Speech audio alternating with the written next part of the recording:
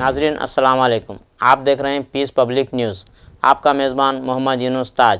नाजरीन आज की ताज़ा खबर यह है, बात को बिलखुसूस अहले इस्लाम को समझना जरूरी है कि हम जहाँ नमाज पढ़ते हैं वहाँ सिर्फ वही लोग आते हैं जो कलमा पढ़ने वाले हैं। हम जहाँ हज करते हैं वहाँ सिर्फ वही लोग आते हैं जो कलमा पढ़ने वाले हैं। हम जहाँ रोजा रखते हैं, इफ्तार करते हैं, वहाँ वही लोग आते हैं जो कलमा पढ़ने वाले हैं। हम जहाँ ज़कात देते हैं तो सिर्फ कलमा पढ़ने वालों ही में ज़कात दी जाती है। अब सवाल ये पैदा होता है कि अगर हम बताना चाहें बरादरान वतन को कि इस्लाम क्या है, तो वो न नमाज में बता सकते हैं, न रोजे में बता सकते हैं, न हज में बता सकते हैं, न ज़कात में बता सकते हैं।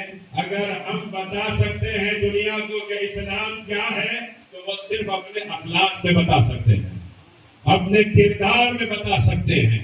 वो मोहब्बत जो हुजूर ने सिखाई, उस मोहब्बत का आने वाले लोग हर मजहब के मानने वाले हैं। मस्जिद में हर मजहब का आदमी नहीं आता, मदरसे में हर मजहब का आदमी नहीं आता, लेकिन दरगाह में हर मजहब का आदमी आता है। और यहाँ से बताया जा सकता है कि मोहब्बत क्या है, ताल्लुक क्या है, भाईचारगी क्या है, जिसका सल्लल्लाहु अलैहि वसल्लम ने दिया है। क्योंकि हुजूर फरमाते हैं आज का जो माहौल है, उस माहौल को अगर बेहतर करना है, ये सिर्फ खानकाहें कर सकती है, ये सज्जादे काम ही कर सकते हैं, ये औलिया अल्लाह के जो काबिल है वही कर सकते हैं।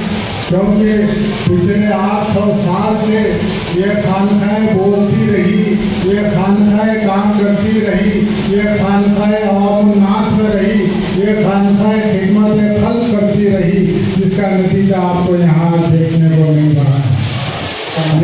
ఇలా ఈ వాతావరణం చూడండి, హిందువులు కానీ ముస్లింలు కానీ ఇక్కడ కలిసి కూర్చొని ఉన్నారు.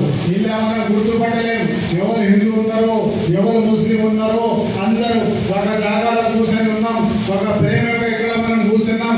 ఈ వాతావరణం ఒట్టికి ఇక్కడ కాదు, ఈ జిల్లాలో కాదు, మొత్తం తెలంగాణలో ఇదే వాతావరణం ఉండాలా. హిందూ ముస్లిం వారి కలిసి మంచి ఉండాలా. ఆ మెసేజ్ ఇచ్చే ఈ బుजुर्गाने का मैसेज इस्तारू, ये महानीलू, ये बुजुर्गाने का मैसेज जो है वो आवाम तक पहुँचाना।